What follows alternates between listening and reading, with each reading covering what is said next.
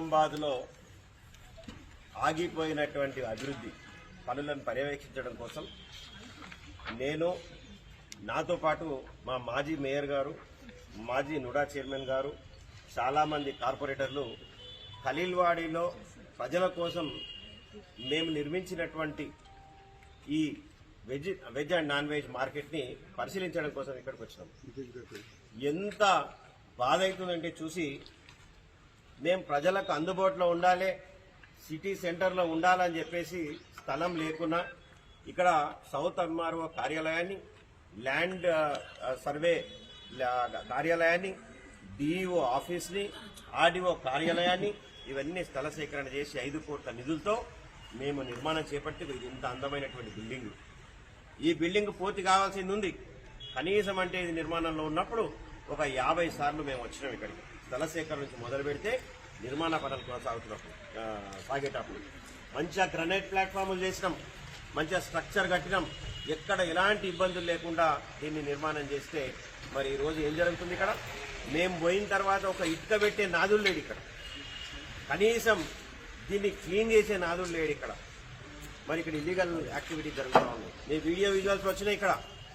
ఇక్కడ అన్ని బట్టలు ఇంకా చాలా చెత్త చెదారం మనకి ఇక్కడ జమ అయింది. మరి ఈ ఇల్లీగల్ కార్యక్రమాలు జరుగుతున్నటువంటి పరిస్థితిలో మరి ఇక్కడ చుట్టుపక్కల అందరూ డాక్టర్స్ ఉంటారు, హాస్పిటల్స్ ఉంటాయి. ఏంది సెక్యూరిటీ? మరి నిర్మాణం ఇంతేనా? మరి ఎందుకోసం మనం ఇక్కడ గెలిపించినట్టు ఎమ్మెల్యేని? మరి ఆ రోజు చెప్పారు కదా ఎన్నికల్లో, మేము అభివృద్ధి చేస్తాం, ట్రస్ట్ పెడతాం, మా ట్రస్ట్ ద్వారా అభివృద్ధి చేస్తామన్నాం.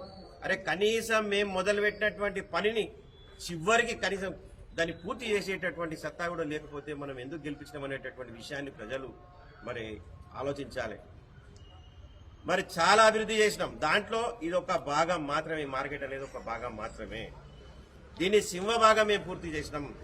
దాన్ని మధ్యలో ఆగినందుకు పూర్తి చేసేటటువంటి సత్తా లేని నాయకుల్ని మనం ఎన్నుకున్నాం అనేటటువంటి విషయాన్ని మీరు గమనించాలి. మరి మేము అధికారంలో ఉన్నప్పుడు డ్రైనేజీల దగ్గర పోయి, మోర్ల దగ్గర పోయి అబాబాబాబా అని బొబ్బెలు కొట్టుకొని ఇలా డ్రైనేజ్ నీళ్ళు వాడుతున్నాయి. డ్రైనేజ్ నీళ్ళు వాడకపోతే సెంటు నీళ్ళు వాడతాయా? మరి మిమ్మల్ని ఎన్నుకున్న తర్వాత ఈరోజు డ్రైనేజ్లో సెంటు నీళ్ళు వాడుతున్నాయని చెప్పేసి నేను ఎమ్మెల్యేని ప్రశ్నిస్తా ఉన్నా. మాట్లాడితే ఎదురుదాడి. మరి మేము అడిగినటువంటి ప్రశ్నకు సమాధానం చెప్పాలి. మేము ఈరోజు మార్కెట్ గురించి అడుగుతున్నాం, మీ పర్సనల్ విషయాలకు పోవట్లేదు. మార్కెట్ ఎందుకు ఆగిపోయింది, మీరు ఎందుకు చేయలేకపోయినారని చెప్పేసి ప్రజలకు మిమ్మల్ని ప్రజలు ఎన్నుకున్నారు. మరి దానికి మీరు సమాధానం చెప్పాలి.